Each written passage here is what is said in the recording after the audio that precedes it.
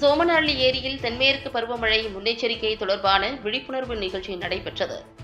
தருமபுரி மாவட்டம் தீயணைப்பு துறை மாவட்ட அலுவலர் அம்பிகா வழிகாட்டுதலின்படி பாலக்கோடு அடுத்த சோமனஹள்ளி ஏரியில் வருவாய்த்துறை மற்றும் தீயணைப்பு துறை இணைந்து பொதுமக்களுக்கு தென்மேற்கு பருவமழை முன்னெச்சரிக்கை தொடர்பான விழிப்புணர்வு நிகழ்ச்சி தாசில்தார் ரஜினி தலைமையில் நடைபெற்றது. இந்நிகழ்ச்சிக்கு முன்னாள் ஊராட்சி மன்ற தலைவர்கள் முனிராஜ், சின்னசாமி, தீயணைப்பு நிலைய சிறப்பு நிலைய அலுவலர்கள் தெய்வம், மகேந்திரன் ஆகியோர் முன்னிலை வகித்தனர். நிகழ்ச்சியில் தென்மேற்கு பருவமழையின் போது ஏற்படும் திடீர் வெள்ளத்தில் பொதுமக்கள் மற்றும் கால்நடைகள் சிக்கிக் கொண்டால் எவ்வாறு மீட்பது, கிணறு, ஆறு மற்றும் ஏரிகளில் குளிக்கும் போது தவறுதலாக தண்ணீரில் சிக்கிக் கொண்டால் எவ்வாறு தப்பிப்பது, மேலும் உடன் இருப்பவர்கள் தண்ணீரில் சிக்கி மூழ்கும் போது நீளமான குச்சி அல்லது கயிறு மூலம் அவர்களை மீட்பது, மரக்கட்டைகள், டியூபுகள், பிளாஸ்டிக் கேன்களை அவர்களின் அருகில் வீசுவதன் மூலம் அதனை பிடித்து உயிர் பிழைக்க வாய்ப்பு ஏற்படும். இதுபோன்ற தற்காப்பு நடவடிக்கைகளை மேற்கொள்வது குறித்து பயிற்சி அளித்தனர்.